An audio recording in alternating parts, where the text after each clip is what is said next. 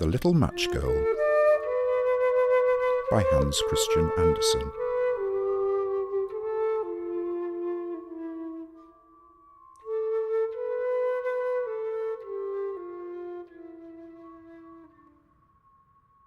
It was dreadfully cold. It was snowing fast and was almost dark as evening came on, the last evening of the year. In the cold and the darkness, there went along the street a poor little girl, bareheaded and with naked feet. When she left home, she had slippers on, it is true, but they were much too large for her feet, slippers that her mother had used until then, and the poor little girl lost them in running across the street when two carriages were passing terribly fast. When she looked for them, one was not to be found, and a boy seized the other and ran away with it, saying he would use it for a cradle some day when he had children of his own. So on the little girl went with her bare feet that were red and blue with cold. In an old apron that she wore were bundles of matches, and she carried a bundle also in her hand. No one had bought so much as a bunch all the long day, and no one had given her even a penny. Poor little girl. Shivering with cold and hunger, she crept along, a perfect picture of misery. The snowflakes fell on her long flaxen hair, which hung in pretty curls about her throat, but she thought not of her beauty, nor of the cold. Lights gleamed in every window, and there came to her the savoury smell of roast goose, for it was New Year's Eve, and it was this of which she thought. In a corner formed by two houses, one of which projected beyond the other, she sat cowering down. She had drawn under her little feet, but still she grew colder and colder, and yet she dared not go home. For she had sold no matches, and could not bring a penny of money.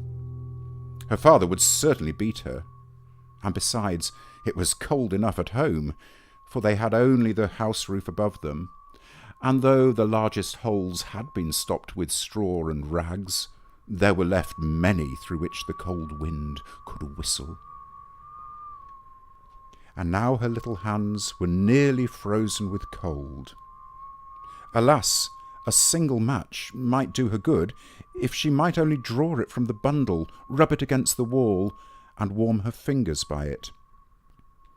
So at last she drew one out. How it blazed and burned! It gave out a warm, bright flame, like a little candle, as she held her hands over it. A wonderful little light it was.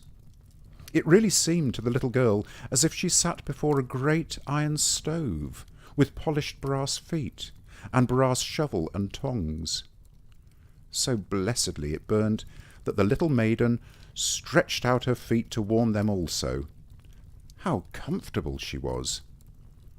But lo, the flame went out, the stove vanished, and nothing remained but the little burnt match in her hand. She rubbed another match against the wall. It burned brightly. Where the light fell upon the wall, it became transparent, like a veil, so that she could see through it into the room. A snow-white cloth was spread upon the table, on which was a beautiful china dinner service, while a roast goose, stuffed with apples and prunes, steamed famously and set forth a most savoury smell. And what was more delightful still, and wonderful, the goose jumped from the dish, with knife and fork still in its breast, and waddled along the floor straight to the little girl. But then the match went out, and nothing was left to her but the thick, damp wall. She lighted another match, And now she was under a most beautiful Christmas tree, larger and far more prettily trimmed than the one she had seen through the glass doors at the rich merchant's. Hundreds of wax tapers were burning on the green branches, and gay figures, such as she had seen in shop windows, looked down upon her. The child stretched out her hands to them, and then the match went out. Still, the lights of the Christmas tree rose higher and higher. She saw them now as stars in heaven, and one of them fell, forming a long trail of fire.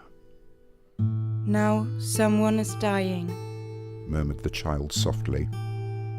For her grandmother, the only person who had loved her, and who was now dead, had told her, "Whenever a star falls, a soul soars up to God."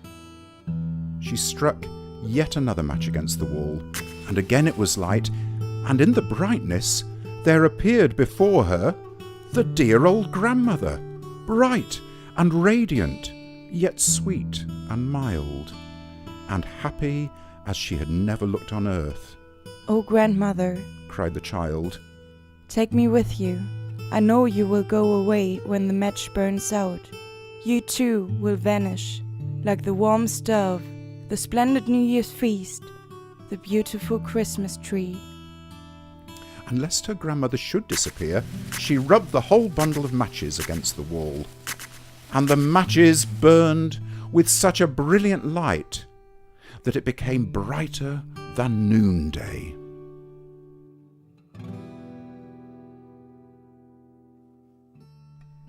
Her grandmother had never looked so grand and beautiful.